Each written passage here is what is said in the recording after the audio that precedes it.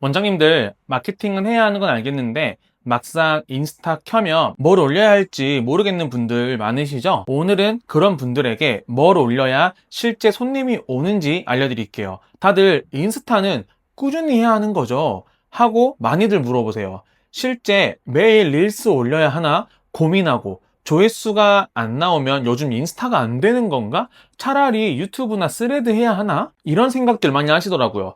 저는 이런 이야기 들을 때마다 사실 마음이 좀 안 좋아요. 인스타가 문제도 아니고 유튜브가 답도 아니거든요. 지금 인스타에서 블로그에서 손님을 못 만들고 있는데 똑같은 걸 유튜브나 스레드에 올린다고 갑자기 손님이 생길까요? 플랫폼을 바꾸기 전에 먼저 봐야 하는 게 있어요. 실제 컨텐츠 두 개를 보여드릴게요. 첫 번째예요. 머리도 예쁘고 영상도 나쁘지 않을 겁니다. 아마 원장님들도 이런 컨텐츠 많이 만들어 보셨을 거예요. 두 번째 볼게요.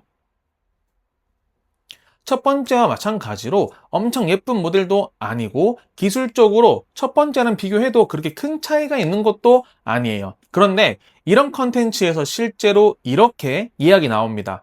저도 처음에는 이 차이를 몰랐어요. 지금 보시면서 뭐가 다른 거지? 싶으신 분들 정말 많을 거예요. 이걸 모르고 계속 만들면 여러분 진짜 힘들어집니다. 이 차이를 모르면 예약이 안 생길 때마다 자꾸 양으로 승부하려고 할 거예요. 릴스를 더 만들어야 하나? 매일 꾸준하게 안 올려서 그런가? 내가 편집 실력이 안 좋은 건가? 이런 생각들 많이 할 겁니다. 그런데 첫 번째 영상 같은 경우에는 사람들이 그냥 보고 나쁘지 않네 하고 지나가는 영상이고요. 두 번째는 필요한 고객이 보면 이거 내 이야기인데? 하다가 여기 한번 가보고 싶은데? 이렇게 이어질 수가 있는 컨텐츠예요. 원장님들이 이걸 못하는 게 이상한 게 아닙니다. 처음 미용 시작했을 때 생각해 보세요. 인턴 때 원장님 뒤에서 커트하는 거 보면 별거 없어 보이잖아요? 나도 몇 번 해보면 되겠는데? 인턴이 이렇게 길어야 되나? 근데 막상 배우면 완전히 다를 거예요. 겉으로는 똑같이 자르고 있는데 결과가 완전 다르게 나오죠. 많은 원장님들이 마케팅을 딱 그렇게 하고 계세요. 다른 미용실 릴스 보면서 여기는 이렇게 편집했네? 자막은 이렇게 넣었네? 이렇게 하면서 겉모습만 따라 만드는 거예요. 왜 그 컨텐츠를 보고 고객이 멈췄는지는 모르는 채로요. 그러니까 열심히 만들었는데 예약이 안 생기면 내가 덜 꾸준히 해서 그런가?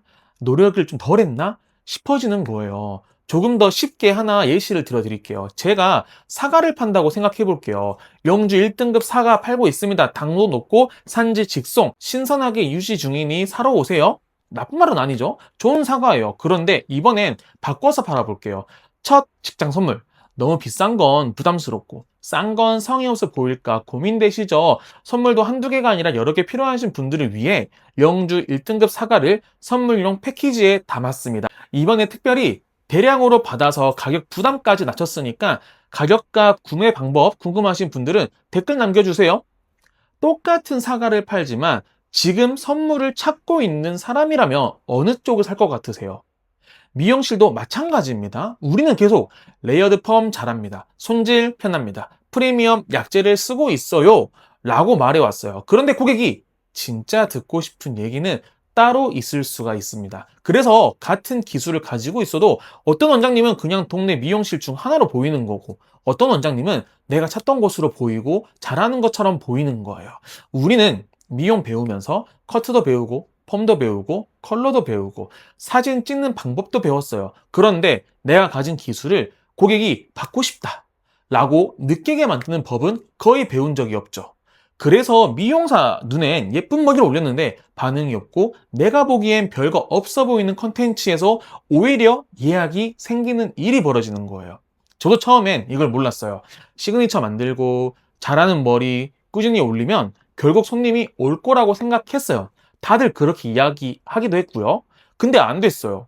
그때부터 마케팅을 따로 공부했습니다. 책도요, 수십 권 읽었고요. 교육에도 돈을 5천만 원 썼어요.